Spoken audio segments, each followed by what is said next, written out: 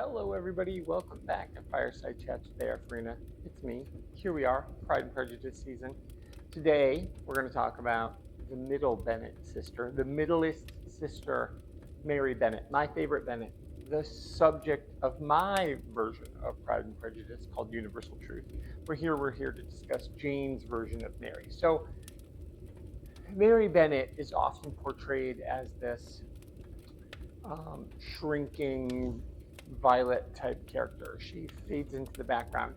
She's often thought of as having no agency. When you read the text, actually, Austen's version of Pride and Prejudice, Austen, as a narrator, is kind of mean to Mary. Um, but you can't tell if that's Austen herself who doesn't like Mary or if she's um, maybe sees a little bit of herself in Mary. Mary doesn't. Mary is doesn't marry. She stays at home her whole adult life. Um, she's misunderstood. She's very well read. She's got big ideas. She's not like the rest of them. And so I'm almost wondering if Austen's portrayal of Mary and sort of her meanness to Mary is much more of a of Austen looking at herself. Again, we don't know because Austen had her sister burn all of their letters. We won't know. We'll never know.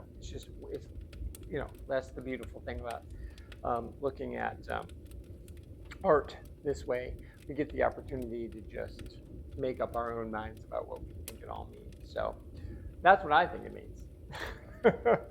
um, but you can decide on your own. So Mary is this character who is, there's a line in there about how, they're having a discussion about a ball with Caroline Bingley, and, and we want to do this, there'll be dancing and music. And Mary's like, well, I would just prefer to be alone in the library reading. And they're like, well, that would be good too, but it would be so much less like a ball. And Mary doesn't want to be at a ball. But here's the thing. Mary has this, in the book, she has this insatiable urge to perform. She wants to be good at piano, but she sucks at it.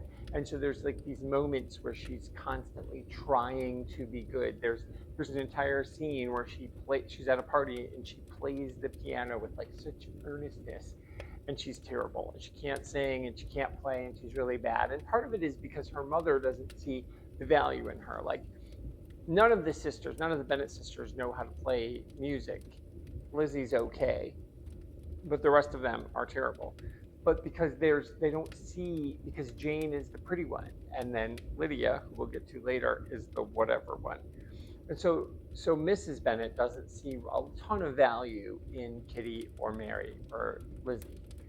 And Mr. Bennet, his relationship with Mary is also sort of a mystery. In my version, we'll get to later, they have a fine relationship. In the book, because Lizzie's the main character, we don't know. But it is my contention that Mr. Bennet sees what each of his 5 girls needs, and he gives them what they need. And because Mary needs to sit and read, I mean, there's no reason for her to be literate, right? Unless her father and her mother wanted her to be.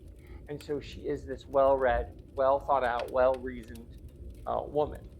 I read her as asexual. Some people read her as gay. Some people read her as in love with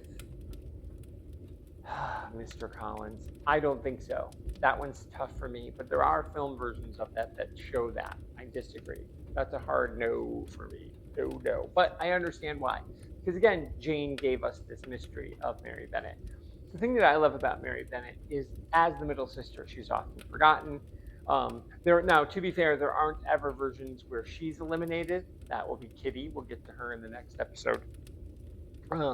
But there are versions that just try to wash her out. She's not exciting. We have this whole idea that if you're quiet, you wear glasses, and you read, and you want to just think introspective thoughts about the universe, you're not worthy of your own story. I disagree. I think Jane would disagree, although, again, she went out of her way to try to pile on, but Mary has some great lines. Mary has some really interesting things that she does in Pride and Prejudice. And there's the new BritBox show, which I've not seen, but everybody says I would love. The Other Bennet Sister, which again is about Mary Bennet. There's a lot of people who who see Mary Bennet and realize there's a gold mine there of characters.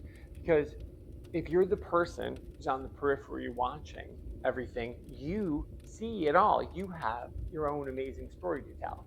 And that's what I'm really excited about when we talk about Universal Truth. And if you've read Universal Truth, that version of Mary, that amazing character. And so Jane Austen's Mary Bennet in Pride and Prejudice, I believe I'm happy to know that she's getting her time in the sun with the other Bennet sister. I'm happy to know there's other versions of her um, doing amazing things. One where she's like, she solves crimes and she does all kinds of different things. So people see Mary Bennet in a way that Jane gave, and we wouldn't all see that if Jane didn't give it to her.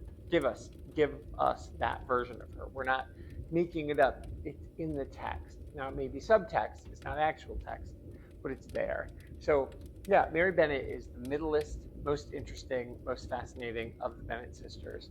And in my version, she gets a more hopeful ending than she does at the end of Pride and Prejudice, but she is really great. And I think she's brave.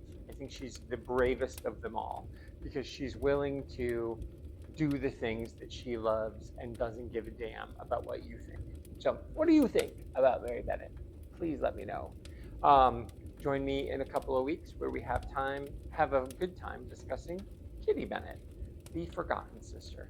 All right, I'll see everybody then. Bye.